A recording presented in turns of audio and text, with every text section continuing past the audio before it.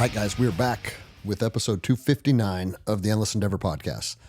Last week we did a solo cast, and guess what? We're doing another one. And there's a couple reasons for that. First and foremost, I wanted to just give you guys some authenticity. I did a heart ceremony last weekend, and what I've noticed coming out of that ceremony is that I've been in I guess you could just describe it as a funk. It's nothing catastrophic. I don't feel super down or super depressed or anything like that, but ever since ceremony, something's been off. There has been times where I have felt extremely down. You know, we did the ceremony on Saturday, and let's see, to give you guys some context here, today is Memorial Day, and the ceremony was not made Saturday the 24th. This last one is the one before that, so the 17th. So we're looking at 8 to 10 days after ceremony at this point. And the reason that I find this interesting, you guys have heard me talk about plant medicine ceremonies in the past, and I usually find them empowering. I usually enjoy them. I do derive lessons from them, and I think that they are something that is kind of helped me unlock certain things within my own mind or within my own heart. And this one would be no different. If I'm being honest, the actual ceremony itself was something that I did rather enjoy. I have yet to attend a plant medicine ceremony and find myself to be, one of those people that is overcome with grief or sadness and crying and throwing up. Like, that's just not the energy that I have found myself bringing to ceremony. Does that mean that that's how they're always going to be? That's how they will always go? I don't know. I don't know what the future entails, but I've also kind of prided myself on not being that person at ceremony, because I do believe I put in a lot of work before I ever even considered plant medicine. So I think, through the journey that I've been on, that plant medicine for me is probably one of the later steps to try and help pull everything together. And through that process, it has been something that I've found rather enjoyable. I found, and here's the other thing, guys, I'm a fucking 2-stripe white belt when it comes to plant medicine, right? I've done 2 mushroom ceremonies, 2 heart ceremonies, and an ayahuasca ceremony. So I've done 5 ceremonies in total my whole life, which, started in, I think, 2021, 2022, around there. So over the last 4 or 5 years, I've done 5 ceremonies. By no means do I claim to be a subject matter expert. I do believe in them. I do believe in their value. And not only for me, but more importantly, a lot of other people in my life, I've seen them really grow as a person from a result of a plant medicine ceremony. Now, what they are in their core is opening up yourself, looking inside yourself, giving an honest assessment of yourself, and really letting vulnerabilities of who you are and what you're doing and where you want to go, like allowing those vulnerabilities to be front and center, to be present. And I don't necessarily think you need plant medicine to learn about yourself and learn about your energy. I just think it helps facilitate that. And so, and again, guys, I can speak to my experience and the experience of my friends and teammates that have went through these different ceremonies. But here's what was interesting. I did the ceremony. I felt good during it. And it was another heart ceremony. That's what I did on the 17th. So a heart ceremony is taking, I don't know if you'd call it a microdose, but a very small dose of MDMA. And that really allows you to settle in and open up about stuff and be vulnerable. And what I've found is that's exactly what happens during heart ceremony. But it's not a sad story unless where you're at in your life right now, the things you're dealing with do bring you a tremendous amount of grief or sadness. And so I went through the ceremony, enjoyed the process, and this one was a group ceremony. This is my first heart ceremony where I had, 20 other people going through the ceremony with me.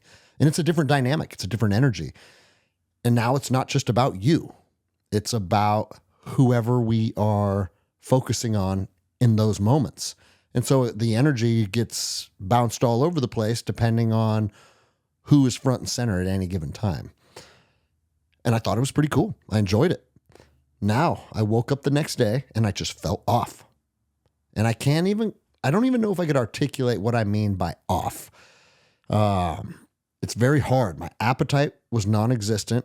I felt a little nauseous. I felt, I just said I wasn't depressed, but I would say I was feeling a little bit of depression, because depression, at least in my experience, there's a wide range where something's kind of nagging at me and I don't quite know on one end. And then the other end is like, you literally fucking wish you were dead. And so it's nowhere near the far end. It's just something feels off. It's almost like a weight on my back, like something that's ever present that's almost holding me down a little bit. And it continued for the next week. I would say today, the 26th, is Memorial Day, the day we're recording, is the first day where it's like, oh, yes, like I feel like I can take a full breath again. So it was really bizarre for me because I've never had a heart ceremony or any plant medicine ceremony almost feel like it moved me backwards, not forward. Now, you want to talk to people that know more about this than I do, they will tell you, well, it's a result of you confronting your shadow, or you facing emotions that were repressed, or you feeling things that you didn't allow yourself to feel. Like, there's a lot of opinions on why a ceremony can kind of take the winds out of your sail. I was super fatigued all week. I was napping almost every day, and I don't nap. That's not really part of my schedule, but I have been this last week. And then I just kind of fell into a routine over the course of the last 8 to 10 days where it was like, man, I'm feeling lazy. I'm feeling unmotivated. I am feeling sadness. I got really sick 2 days after. So 48 hours after I got really sick, I was vomiting, and it was a fucked up experience. And here's the other side of it too, is that the byproduct, or I don't know if the byproduct's the right word, but the result of using MDMA, people will tell you, diminishes your ability to produce dopamine and serotonin. And so following any type of use of that specific medicine or drug or whatever, I know people take offense when you call it a drug because we're using it as a medicine, a sacred medicine.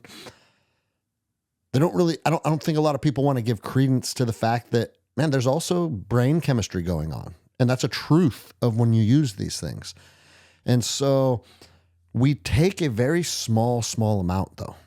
And we take an amount that's small that and the reason they take a small amount is it's not supposed to affect mood, happiness, and those type of things following ceremony.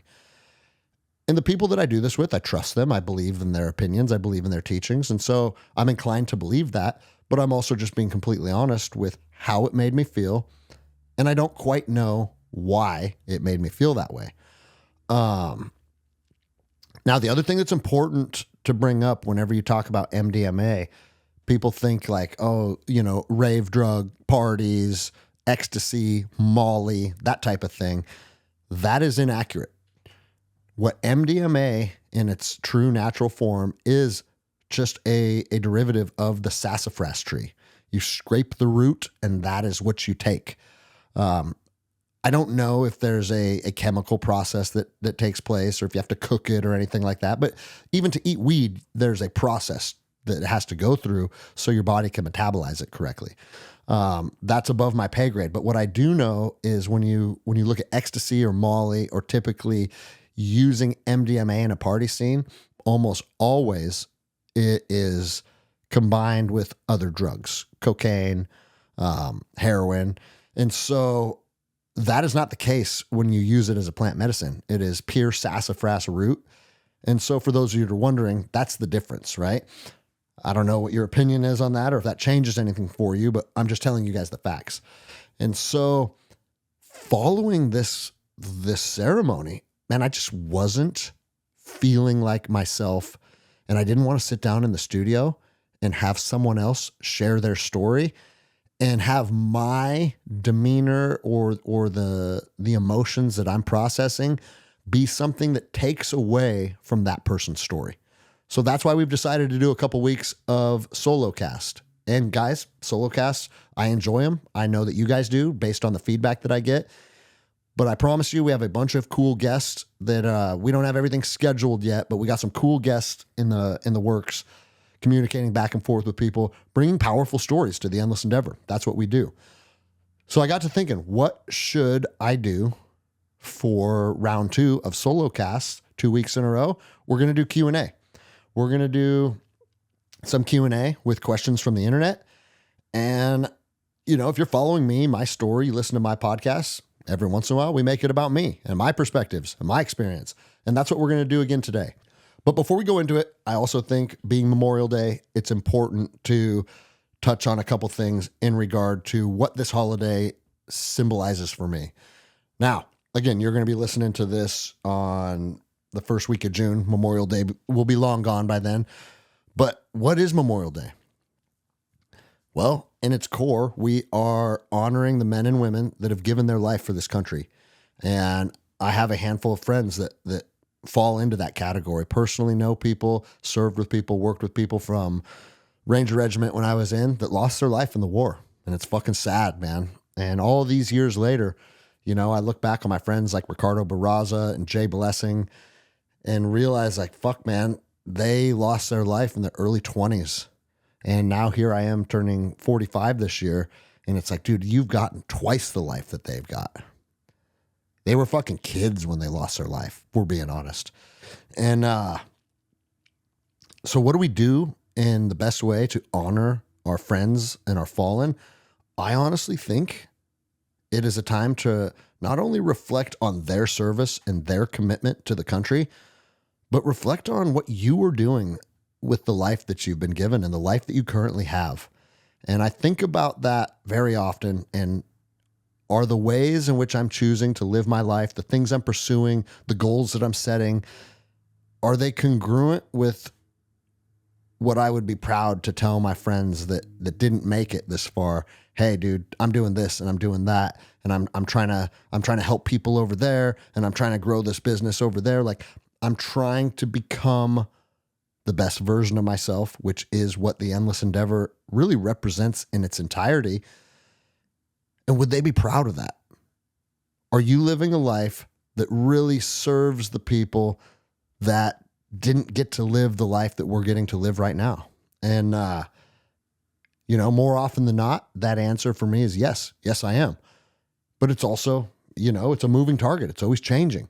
And so it's good to have a day for me to intentionally reflect on my friends that are no longer with us and ask myself, man, would they be proud of who you are today? Would they be proud of the way you're living your life? And to me, that's what it's all about. Now, we see it every year on the internet. People are like, oh, well, you know, it's not about a fucking barbecue. It's not about having a good time with your friends and family and grilling hot dogs. It's about this.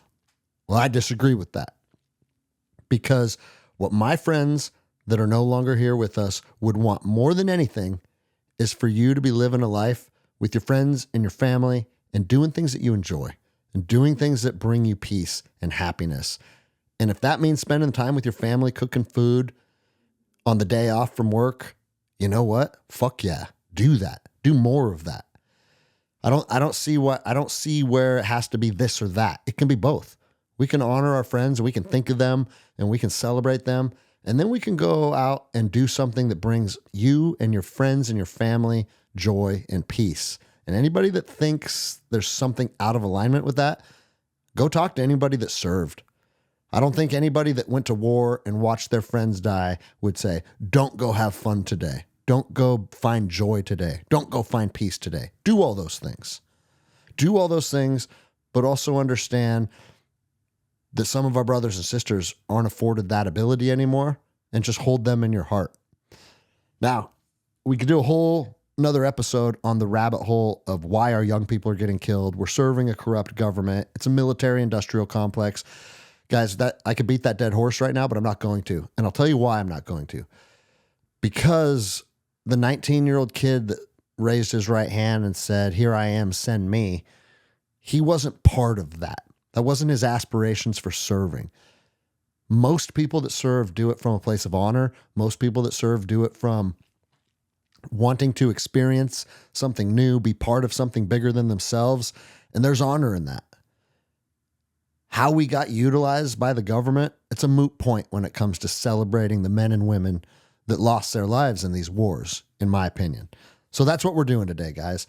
We're going to honor my brothers that we lost, and we're going to enjoy ourselves. We're going to spend some time with our family. We're going to try and find some peace in our heart. And I'm going to answer some questions from the internet today. I like Q&As because it allows me to reflect on things that perhaps are not a normal part of like what I think about or what I bring to the show or what I share with audiences. So when I get questions that kind of make me think outside of my normal thought process or my normal patterns, I just enjoy it. And so let's just go right into it, guys. Question number 1. What was the exact moment you knew you had to walk away from law enforcement? What did it cost you? What did it give you?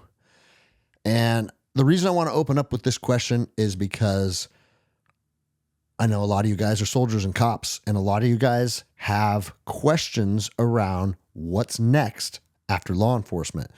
You know, I had a Forged Ferocity meeting this morning, and a couple of the guys are cops on there, and we kind of dissected this a little bit. And so shout out to Connor. We talked about like, what can you do to be able to set something up so you're not shackled to the profession? And this is casting no shade at the profession. Every time we talk about this, I'm very honest about what the profession is, what it entails. And if you're enjoying being part of that, fuck yeah, keep going. But a lot of people, including myself, realized, man, at some point I'll probably have to walk away. So I can tell you, the exact moment I knew I had to walk away from law enforcement, I didn't have this comprehensive plan of getting out. Me and Jenny have what we called the 5-year plan. And that 5-year plan was probably a year or two before I got fired. And so I figured I'd be in the profession longer than I was. As you guys know, if you're listening to this, my time got cut short because I stood up for what I believe to be morally and ethically correct. And so it wasn't like I realized, hey, I'm done with the profession. It was more like, hey, the things I'm seeing are not in alignment with my morals, and I'm going to speak out against them. Not necessarily knowing how it would all play out, but also not caring. And the reason that I didn't care is for this simple reason. If I cannot publicly defend the Constitution and citizens' constitutional rights as a police officer, if that's something I'm no longer authorized to do, me and this profession are probably no longer congruent. And it's time to go our separate ways. And that's not me bitching. That's not a sad story. That's not, I have my opinions on it. We've fucking talked about this for more hours than we could I care to go into right now. But in its core, I knew once I was told, hey, you can't say that. And if you're not willing to take your video down, you're looking at termination. It wasn't like, oh, fuck, what am I going to do? I can't get fired. Like, don't get me wrong. I didn't want to get fired. I didn't have a plan B set up. My gym was breaking even at the time. It wasn't any type of revenue generator. But I also knew I was no longer able to be part of this. So I would say for me, to answer the question, the exact moment was when I was told, hey, take your video down or you're going to be terminated for insubordination. At that moment, I knew I'm no longer congruent with this profession. And it was as simple as that. What did it cost me? It cost me a lot. It cost me all of the security. It cost me my paycheck. It cost me my benefits. But on the other side of that, what did it give me? It gave me everything I have today. And, you guys have heard me talk about business and the financial aspect of walking away. Like, I'm doing better than I've ever done. And that is because when you stand in truth and you walk a path that is truth, then the universe will somehow come into alignment with that. And so it cost me a little bit up front, but the back end of that, I received way more. And as you guys know, I got the GoFundMe like almost immediately after getting fired. And I never want to diminish that or try and hide that. People talk shit about me, and people like, that's one thing that people always get fixated on is I got a bunch of money. You're a fucking grifter, piece of shit. Fucking just made a video to get rich. And I always say, if I could make that video and it wasn't authentic and the reason I did it to get money, well, good on me, right? If I were able to do that. But here's the truth, guys. Truth has a resonance and a frequency to it. People watch that video. They know it's not a comprehensive scheme to get a GoFundMe. They know it's my heart speaking. That's why it affected people the way that it did. And so what did it cost me? It cost me a lot, but it gave me so much more that I don't look at it as a loss. It's a net gain. More importantly than money too, guys, because we talk about money a lot. I'm one of those guys, and this is from Andy Frisella 101. It's like, money is not taboo. Talk about money. Talk about your wins. Talk about how you're generating more money than you used to. Like, there's nothing taboo about that. But also, it's cool that I'm making more money now, but what's more important is I have my freedom. I get to do what I want, when I want, and live a life on the terms that I want to live this life with. That, to me, is worth more than anything, any type of direct deposit that could be put into your bank account on a biweekly basis. And so I think that's an important thing for us to understand. We're always chasing the dollar. We're always trying to figure out how to optimize our income. But what's your freedom worth? And that's a big aspect of being a man, in my opinion. All right, going on to question 2. You often talk about adversity forging strength. What is one dark chapter that you've never spoken publicly about that has shaped you today? Well, guess what, guys? I've been honest about pretty much everything in my life. There is one chapter that I have intentionally kind of withheld a lot of the facts and circumstances around.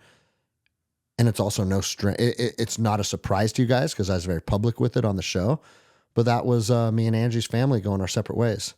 And to this day, it hurts really, really bad. Like I hate how that all played out and how that transpired. But unfortunately, to answer this question, guys, at the end of the day, I have an aspect of my life that is very public. I talk about a lot of things on this show. And to tell you the truth, I would talk about this too. I would give all the details. I would say how it all played out because I personally don't have a problem with it. But I also have to respect the other people involved. And I know the girls do not want me to disclose how our relationship came together and how it broke apart and all the chaos that surrounded that situation. And so as I've done over the last 6 months, I've been very vague about it, and I'm going to continue to be because I have to respect the other people that were involved in the situation. I talk often on the show about when people are no longer serving you and they're no longer congruent with the trajectory you're on, that a lot of times people grow apart. And I think in its core, that is what was happening. That doesn't mean that my path is better and her path is worse or any of that. It simply means it's just out of alignment, and sometimes people have to move apart. And moving apart from someone that you really care about can be fucking hard. And it's sad. There's a lot of emotion around it. And then the family is also kind of, the fallout of that affects a lot more people than just, the people that are directly involved with the situation. But in true Endless Endeavor form, I feel emotions. I feel rage. I feel sadness. I feel anger. But I try and take those emotions that I'm feeling and understand that's like, hey, those are my emotions to feel. Those are my emotions to bear. But on a bigger picture, I literally just try and wish everyone involved love, happiness, growth. And on the other side of this, I hope everybody's better for it. And that's where I'm going to leave that, because again, it's not fair for me to put other people's drama out there, especially when they're not sitting across the table in the studio, being willing to share their piece and share their perspectives and their thoughts. And so there's two sides to every story. And that's why I'm not going to simply share one side of the story on this podcast. Next question. How has fatherhood changed your definition of being a warrior? And I like this one. I like this one a lot because I think being a warrior is something that consumed me in my youth. All I wanted to do is become a better fighter, a better operator, be better with my tools, be a good ranger, be a good operator. Like, being a warrior to me was embodying the physical aspects of being a warrior. And while I think that is probably on its foundation the most important aspect of being a warrior, you have to be fit. You have to know how to use your body. You have to be proficient with the skill sets that are needed based on, whatever your specific job is. And so, yeah, I needed to learn how to run and gun. I needed to learn TTPs. I needed to learn SOPs, battle drills. And then through all that, also maintaining a high level of physical fitness. A lot of that was kind of the foundation of what being a warrior is. And also exercising bravery. I think being a warrior, you have to exercise bravery, because when it's time to go and answer that call, you can't have second thoughts. You can't be afraid of the coulda, shoulda, wouldas. You can't be afraid of the what ifs. You have to enter into this game of combat, trusting yourself, trusting your training, trusting your brothers, and you really have to exude bravery. Now, I had a very interesting conversation with a friend, literally just a day or two ago. We were out, he was fly fishing at my river, and I was just standing there talking life with him. And he said, man, I think there's a big distinction between bravery and courage. And this is a good thing to bring up on the podcast, because it really made me think. He said bravery is when you are, and I might not articulate this exactly how he did, but the overarching theme is bravery is when you can act with valor, but you have your friends' approval. You have your peers. You are acting with valor, but you have the approval of your peers. So think about that, guys. When you are kicking a door, or you're doing something that puts your physical body in harm's way, but you have the approval of your peers, man, that makes it, I don't know if easy is the right word, but it makes it easy to draw the conclusion that this is what I have to do, and then I'm going to go do it. Because when you have the approval of your peers, man, that can really drive you to do things that are exceptionally dangerous. And then he said, but courage is acting with valor and acting in truth, in alignment with truth, when you do not have the approval of your friends. And I was like, whoa, that fucking hits. That hits. And the reason it hits is because I think he nailed it. To be courageous, you have to go against what's mainstream. You have to go against the narrative. You have to enter the unknown. And when you enter the unknown, that's a really scary place for a lot of people to be.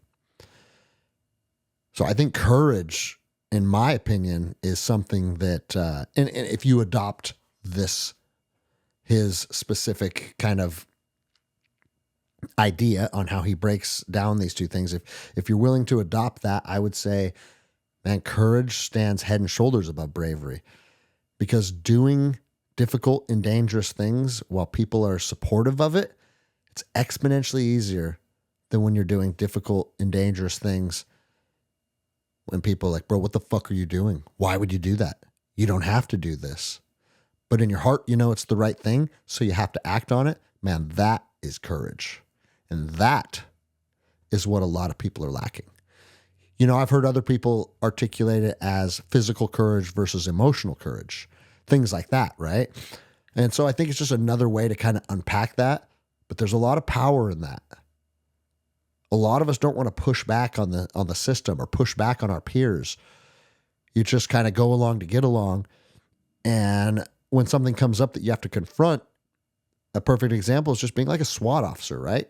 When you get called to go address a barricaded subject, I mean, there's a lot of bravery in that because it could cost you everything.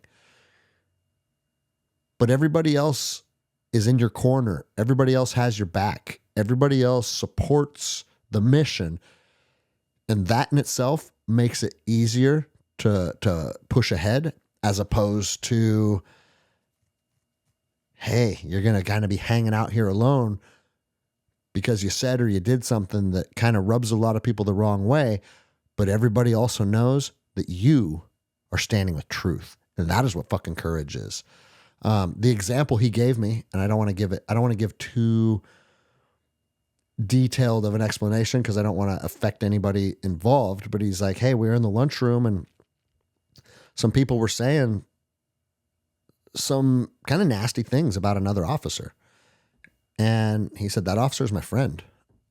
And so he didn't become confrontational. He just stood up and said, hey, just so you know, what you guys are saying about so-and-so is not something that I'm willing to listen to because he's my friend. And if you guys are going to say negative things about someone that I consider a friend, I don't want to be part of this conversation. And got up and left. To me, that's courageous. Because now it's like, oh, fuck, dude.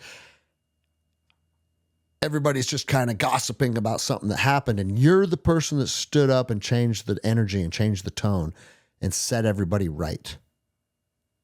And I think that's the difference. I really enjoyed that breakdown. But like always, we're going down this rabbit hole. How has fatherhood changed your definition of being a warrior? I would say it changed it dramatically because the moment I found out I was going to be a father, I was in northern Iraq on a deployment. And I decided I'm done with this. This lifestyle is in the rearview mirror now. Obviously, I have to finish this deployment out, but it barely counts as a deployment because I was in Erbil at the time. For those of you that don't know, Erbil was almost a vacation of a deployment. Threat level nearly zero. You could go out to eat in restaurants. You could go to the mall and go shopping. You could go to the go-kart track and race go-karts around. Like, didn't really feel like Iraq. But nonetheless, I was in Iraq when I found out about Jenny being pregnant, and we decided to dramatically change our lives and walk away from that lifestyle. So not only was I didn't feel like a warrior anymore, but I realized, like, man, being a warrior fighting men in the streets on the other side of the world, sure, that requires some warrior traits and a warrior mentality. But fuck, man, you know what? You know what also requires a warrior mentality? Is being there for your girls. Being there physically and emotionally. Being their protector. Being someone that they're comfortable with coming to with their problems. And guys, I mean, my oldest is 16 now, so this is 16 years later. There's no one that has it all figured out. Right? I can get questions and I can answer Q&As to the fans of this show, but I also have to be very honest. No one has it figured out, me included. And then navigating these last 16 years with her, there's been some tremendous ups and downs. And that's just the nature of parenthood. Because if you had it all figured out, what would be the point in doing it, right? It's an odyssey. It's a journey we embark on. And as a father, learning what a warrior is on this side of the earth, a warrior in the Western hemisphere, man, you know what a warrior is when you're a father to 3 girls? More importantly than protecting them physically, and of course, we need to be able to do that. I'm never going to diminish that. Someone breaks into your house, you better be ready to beat them to death with a Black Rifle coffee French press. That's top of my list for weapons that I want to use if I confront somebody downstairs. But more importantly than protecting them physically is protecting them emotionally. And I can tell you the battle to do that requires warriorship at the highest level. And so I think being a warrior is always changing. When we're young, we fight with our bodies, and we put the physicality of being a warrior at the top of the food chain. And it's a natural progress as that starts to diminish, our wisdom starts to increase.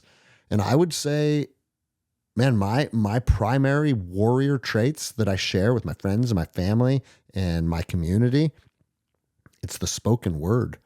It's the energy you give people. It's the boundaries you draw. It's the things that you stand on. It's the things you tolerate. All of that stuff is part of being a warrior. Not being walked over, not being pushed around, not being bullied. And I'm talking energetically too, not just physically. Because at 45 years old, who's getting bullied physically? You don't go to the park and someone's like, get off that swing. That's not really where we're at anymore. But your boss still bullies you. Your cousin's still passive aggressive to you at family functions. Like all that weird bullshit still exists. But when you stand in true warriorship, people don't fuck with you on that level anymore because your energy is different. And I would say becoming a father was a big part of that transformation. And so, again, warriorship, in my opinion, is the foundation of it is your physical body. But as you get older and you start to surpass that, and we have to surpass it because eventually our physical bodies start to deteriorate. Now you continue with the warrior's heart through your wisdom, through your tongue, through your spoken word, and it's on Zeus. For those of you that like the runes, it's on Zeus. That is the path to true warriorship. What was something, this question almost dovetails right into that. What was something you used to believe about masculinity that you now reject? I don't know if I would use the word reject, because reject starts to sound like an absolute. And the older I get, the more I realize there is no absolutes. And so there may be a time when you have to fucking step up and use your masculine power. And you might have to use, exactly what we just said. It might have to be rooted in physical prowess and aggression. And you might need that at some point in your life moving forward. So to say that I reject my old views of what really embodies masculinity, I don't think I would do that.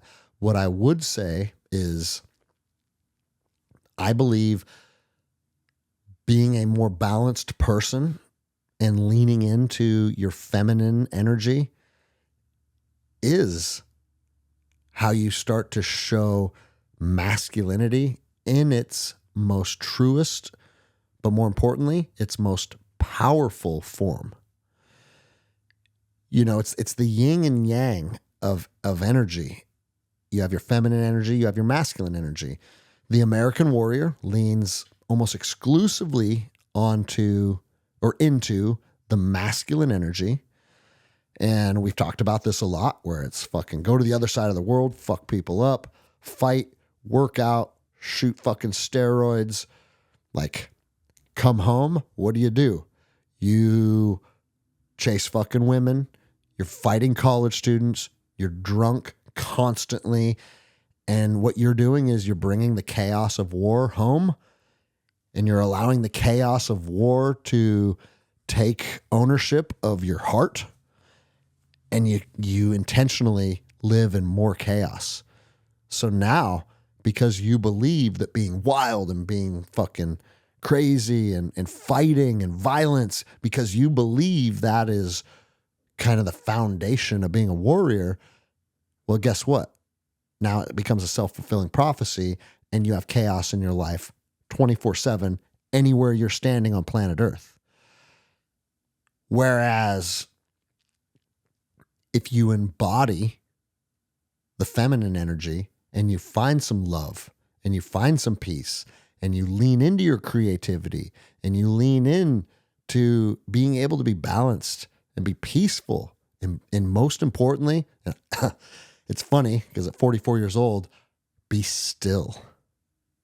And part of leaning into creativity, in my opinion, is learning to be able to just find comfort in stillness. And if you guys are anything like me, stillness is fucking hard. Meditating, just being in my own head, being alone for a long time, it was really hard because I got the voice that's saying, fucking, what about this guy? This motherfucker. Like, there's something inside of me. It's always trying to pull me towards conflict, always trying to pull me towards chaos. And I would say that is the part of masculinity. If I had to have a part of masculinity that I now reject, I would say it's that. That hyper aggressive person that's seeking chaos, I would say that is rooted in masculine energy. And it's because I didn't know how to balance it. And so balance is key, guys. Balance is key if you really want to empower your masculine energy or you want to empower being a warrior. All right, let's look and see what's next here.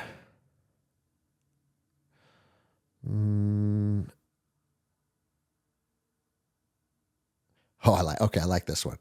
If you had to burn everything you've built and start from scratch, what's the first thing you would do? Oh, fuck yeah. This might take us the rest of the episode because that question,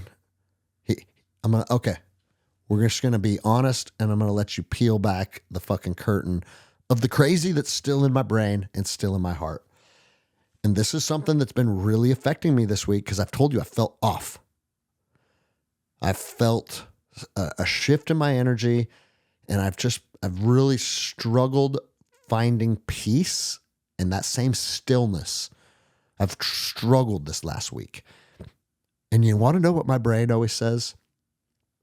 Whenever I meet struggle and I meet adversity and the things in my life are not going the way that I wished they would be going or that I want them to go or that they're not functioning in an optimal manner,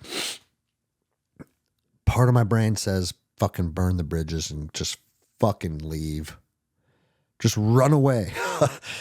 Now, what does run away mean? Who else feels that? I'm curious. Like from my brothers out there that are listening to the show that share my background or my ideology on things. Is that just me? Or do you guys feel that too? When things are starting to stress you out, you just want to say, you know what? Fuck this job. Fuck my family. Fuck my jiu-jitsu academy. I just want to fucking go out there and disappear and chase adventure. And for me, adventure is buying a boat and going out into the open ocean and figuring out what happens after that. That calls to me. That calls to me on a level that might sound fucking psychotic if you don't share that feeling, but it's the truth. In this last week, that same question starts creeping in. Is it time to just sell everything you own, buy a boat, and be gone? And just be an explorer for the next 20 years until your heart stops? Is that what I should be doing? And that is exactly that's exactly where my brain goes. Every time, like the question said, if you had to burn everything and start from scratch, I already have that plan. I already want to there's already a part of me that wants to just be done with everything that I'm doing. The podcast, the gym, Forge Ferocity. When I'm not feeling like myself, part of me wants to say, you know what? You had a good run. You brought a lot of value to people. These things can continue without you because it's not the Greg show. You've built communities. You've built facilities. You can now dip out and everybody's going to be okay. You did your part. You imparted your value. Now, here's the question that I ask myself. Is it running from your problems? Or is it a sense of adventure that is just not being quenched anymore? Because there's a lot of men that chase adventure their whole lives. The whole world feels like it's pretty much been discovered, right? Like, sure, I'm not going to go discover a new continent. But I'll tell you what, you get in a sailboat and you take it to Antarctica. I don't give a fuck that it shows up on Google Maps. That's still an adventure. There's still lots of unknowns. There's still a lot of experiences. There's still a lot of danger involved. And that calls to me still. And it calls to me to a point where it's like, fuck, do I just go do it? Or am I running away from something that I'm not willing to confront right now?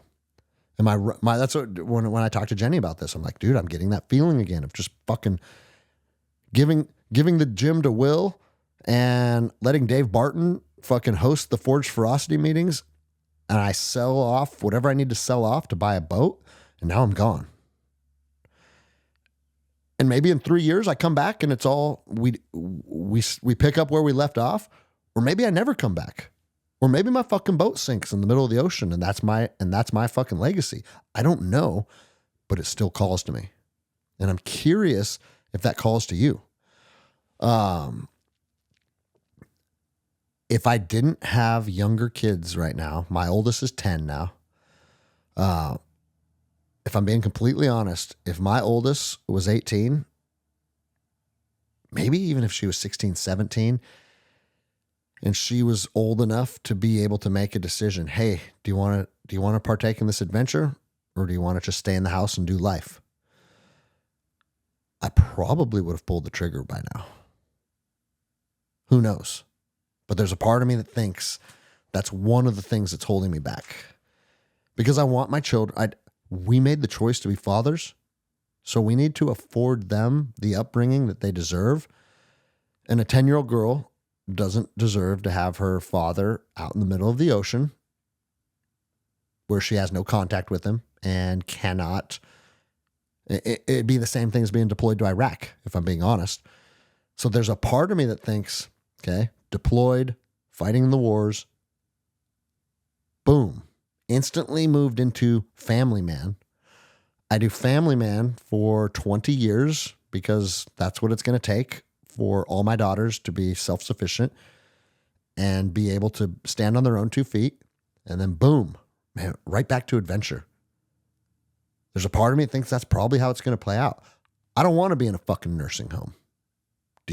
Is there anyone listening that says, when I turn 70 and I'm no longer as mobile as I used to be and things are hurting going up and down the stairs, I hope my family puts me in a nursing home and then I'll have people to play checkers with in the morning? Is there anyone that fucking says that? I can't be that person. I know that I can't be that person. So what does that leave for me? Probably leaves adventure. And I also have a VA disability rating where I will be getting money, like we talk about fuck a retirement and fuck your pension, right? Yeah, fuck those things if they're to the detriment of your happiness, right? But if they're not to the detriment to your happiness and you can do some things now in life to set up even a minimal income later in life, don't get me wrong when I talk about those things. If you're in a place where you can build those paths, by all means, right? Because now when I go sail the world, I'm going to have an income coming in. And that little nest egg is probably something that's going to make that dream exponentially easier when the time comes. And so, yeah, I think if I had to burn everything and start over, that's exactly what I would do. And it's probably what I'm going to do. Who's been following that guy? I think his Instagram, Sailing with Phoenix, where he's like, he worked at Discount Tires and he's like, dude, fuck working at tire shop. I hate my life. I'm buying a boat and I'm going to go sail the world. I'm going to do that till I die. And the fucking dude bought a boat. He left Oregon a month ago and he got to Hawaii yesterday. And he has 2 million people following his journey and everybody's inspired by it. Why is everybody inspired by it? Because when a man says, the system that I'm a part of right now isn't working for me. I'm going to go do something different. It resonates with people because most of us want to do that, but most of us are unwilling to do that. And why is that? Why are most of us unwilling to take the step towards your own personal freedom? We talk about it all the time. It's because the unknown is scary. It's funny. I've been thinking about that guy, following him. I'm like, dude, there's stuck in a corporate job that you hate.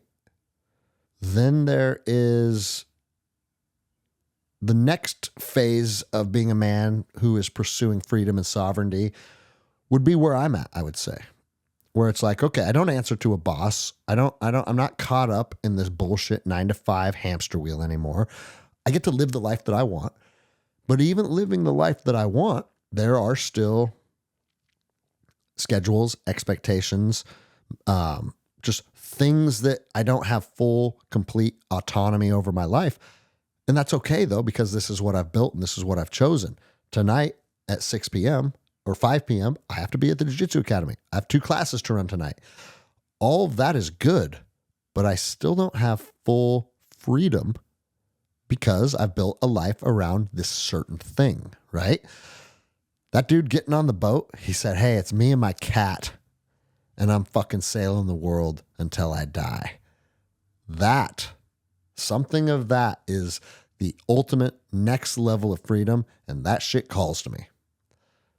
I think that shit calls to most of us. And it might not be a sailboat for you, it might be a fucking motorcycle or whatever the case may be, right? But getting out somewhere and doing things on your time, your schedule, and just getting to be fucking you. And if that doesn't fucking call to you, you're probably not a listener of this show. So everybody listening right now, I'm sure you feel that. That's what we're supposed to do. Men used to stand on a fucking beach and look out over an open ocean with no understanding of what was on the other side of that. We fall off the end of the fucking earth. Is there anything? Is that infinite? And people are like, you know what, dude? Let's go figure it out. That's exciting, man. All right, moving on. And we're coming up on an hour. Man, this went quick. I felt like I was going to get through a lot of questions. I feel like I got through just a handful of them. Okay. What's one decision that doubled your business growth overnight? Okay. All right. So I don't think that there's any business on planet Earth that doubled their growth overnight. And if people tell you that there is, probably don't listen to them, because my gym, which is my primary means of income now, and doing very well, I think the gym will generate almost $400,000 this year. And that's on its own, right? Again, we're not shy of talking about money here. But the gym took 7 or 8 years to start to even produce any type of, to be in the green. So the gym was more of it made enough money to basically self-sustain. And at the time I was okay with that because I was a cop. And, my choices to move away from law enforcement and start to pour more into the gym, that was the first step that started the growth of the gym. And set it on an exponential trajectory. It certainly wasn't overnight, but I would say it was relatively quick once I decided this. Andy Frisella will tell you the same thing. Real estate agents will tell you the same thing. Jeremy Newsom will tell you the same thing. When you decide to direct the energy of your business around being impactful to people's lives, when that becomes the mission of your business, I want maximum impact.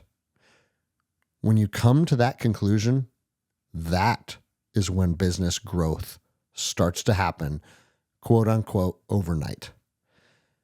When you're chasing dollars, the dollars keep running. But when you chase value, the value starts to flow in like water. And it's a really crazy concept. Here's another thing that's interesting. A little off topic, but kind of a segue from this question is I've seen a lot of people once they start, and I've been guilty of this. Once your business starts to produce, there's almost a little bit of guilt around the money coming in. And I've heard people say like, hey, my gym generated this much money, but I poured almost all of it back into the gym. I've said that, and I've said that because it's truth. We built our second structure on the lot, cost us $400,000. So it's like, hey, yeah, you're starting to make a lot of money, but I don't feel rich because I did this, this, and this. And guys, you know what that's called? That's just called a good business move because you're reinvesting in yourself. But if your business builds enough momentum to where it makes enough money where next year you get to buy a Ferrari, good. Like you want a fucking nice sports car and you built a business. Let's say I wanted to buy a nice sports car next year. That means that my gym has been in business for 11 years now, and now it made enough money for me to buy a nice car.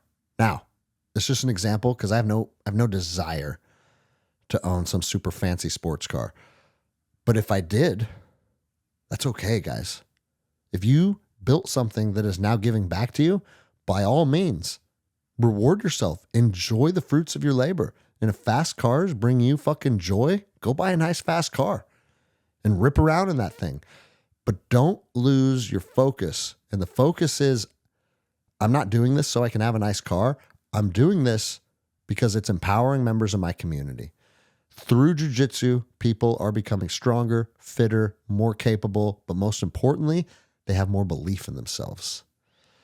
And if that if that's the focus of your mission, giving people value, guess what? The value continues to flow in. And so there's not a decision that changed everything overnight. I would just say the biggest thing you can do is figure out a way to give people value, and that value will be reciprocated. Oh, dude, I'm not answering this one. Fuck, now I have to. What's your current daily routine, morning and night? And be brutally honest. All right, guys. Well, as we always do on this show, I'm going to wrap up with this one because I think this is an important topic to talk about. I like this question too after this. All right, we're going to do 2 more questions and we're going to call it a day. My daily routine has kind of went to shit over the last couple months. It started with the family issues, and it was hard for me to find the motivation to get up and go to the gym and do my own 75 hard lifestyle that I was living. And it's like nightly yoga before I go to bed, daily cold plunge, daily sauna, sitting in front of my red light, reading this much, working out, lifting heavy 3 days a week. Like I could write out this comprehensive plan that I used to hold myself to. And I've really taken a step back from that. And it said be brutally honest. So I'm going to be brutally honest when I tell you guys, I don't know to even right now, after kind of falling off the wagon for a couple months, I don't know if it's a good or a bad thing. I'm not fucking shredded right now, and that bothers me. I look at myself in the mirror. I don't have a super cut fucking 6-pack like I've normally had for the last however many years of my life. And it troubles me a little bit. But I've also given myself some grace, and I've said, hey, you went through a season where fucking getting after it in the gym every single day wasn't your priority. It wasn't your main focus. You know, my wife jokes and says, most 45-year-old guys, if they woke up in your body, would be the proudest day of their life. So like, don't be so hard on yourself that you're not where you used to be, and be grateful for where you're at right now. And for me, I always have a hard time with that because it's a slippery slope, right?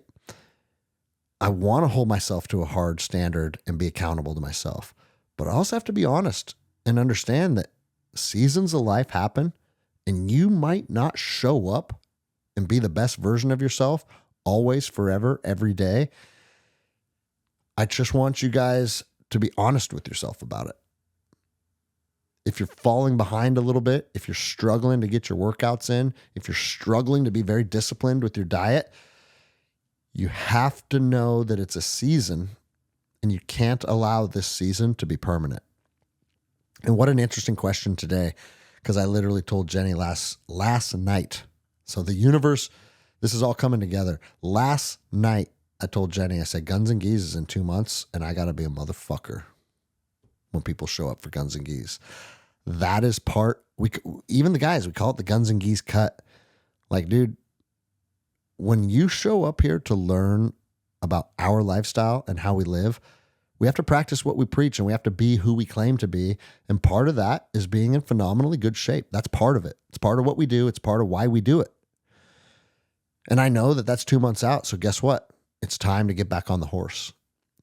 But my morning routine, my daily routine, you want to know what it's been? It's been, I was very disciplined getting the book done. Spent a lot of time on the book. But I would say right now, the most consistent thing in my life is jiu-jitsu. I really leaned into jiu-jitsu through this process. I signed up for the tournament. I put myself through the comp class with the team, and I really allowed myself to say, hey, you know what? I'm stepping away from all this other stuff, but I'm really leaning into jiu-jitsu. And I don't know if this is right or wrong, but it gave myself a pass. It gave myself a pass to say, I don't need to get up and fucking put miles in on the road. I don't have to fucking do deadlifts every single week. I don't have to do CrossFit 3 days a week. Like all the things that I used to hold myself to the standard to, I said, you know what? I'm still moving my body a lot. I'm still learning. I'm still growing. But we're just slowing things down a little bit.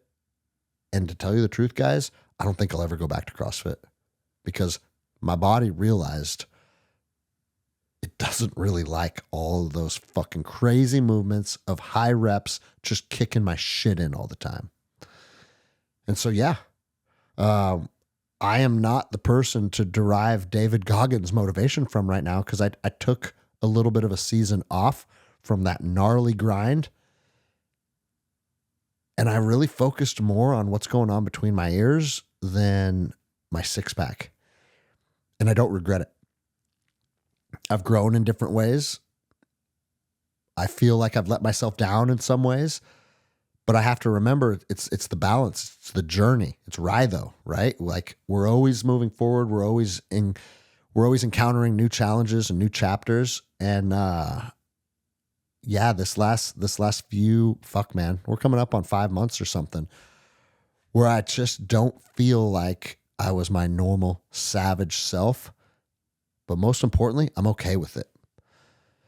So don't let a season of life take you out of the fight completely to where you're just not doing any type of activity, not getting out of the house, not engaging with your community. I'm pretty lucky, right? Because my job requires me to do those things. So I don't really have a choice. I'm going to do those things. But I took my foot off the gas quite a bit in other aspects of life. And now I'm kind of grateful for it. And so, yeah, by being brutally honest, I told you my daily routine has not really been a routine lately. And I kind of like it. It's been kind of good. But with that said, it's time to get back on the horse. And maybe this would be a good time to do some type of group accountability challenge. Because again, today's Memorial Day. I'm slammed. I'm traveling all week. I get back early next week, which is the first couple days in June. And then it's dialed the fuck in. And it's really returning to discipline.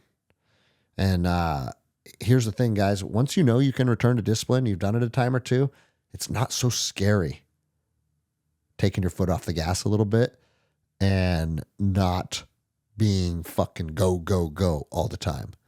And that's where I've arrived at. I know beyond a shadow of a doubt when I make this decision to turn my shit around and get back on the horse of discipline, that's what's going to happen. So come June 3rd, that's what's going to happen. It's going to be time for it. It's going to be good. So last question, guys. And the reason that I'm going to end with this one is because I was asked if someone has only 30 minutes a day to reclaim their power, what should they do with those 30 minutes? So I hate to break it to you guys, but you don't reclaim your power in 30 minutes. That's someone looking for the shortcut to the top. I just got done saying that I had a season where I was taking my foot off the gas, and it wasn't the best season for my physical body. It may have been when it comes to like overuse and injuries and shit like that. But I'm saying if you look at the athlete I was this time last year versus who I am right now, most people would be like, hey, what's going on here? What happened? When you choose to reclaim your power, it doesn't happen in 30 minutes a day. It can't happen in 30 minutes a day. Because anything that you do for 30 minutes, anything, you could read, you could study, you could do the gnarliest workouts, you could do a Tabata on repeat for 30 minutes, which would just be the gnarliest fucking exercise you could possibly do. Anything that you try and claim in 30 minutes of your day can be undone in the other 23 and a half hours of the day. Not only be undone, but be undone 10 times over. You can do the gnarliest fucking workouts every day for 30 minutes. And if you treat your body like shit outside of that, you're not going to reap the rewards of those workouts. I'm not saying that they're necessarily bad, but you aren't reclaiming your power by living a lifestyle that requires 30 minutes of discipline a day. For you to reclaim your power, the lifestyle is that of a disciplined lifestyle, meaning you're watching what you're eating. You are choosing and being intentional about doing the hard right over the easy wrong. And that can come down to food choices, fitness training, reading and studying, how you optimize time with your spouse, how you interact with your community, how you prioritize people in your life, how you prioritize your business, how you deal with your finances. Like there's so many things that you need to do to really reclaim your power that if you think you can do it with 30 minutes of effort a day, fucking don't even start, right?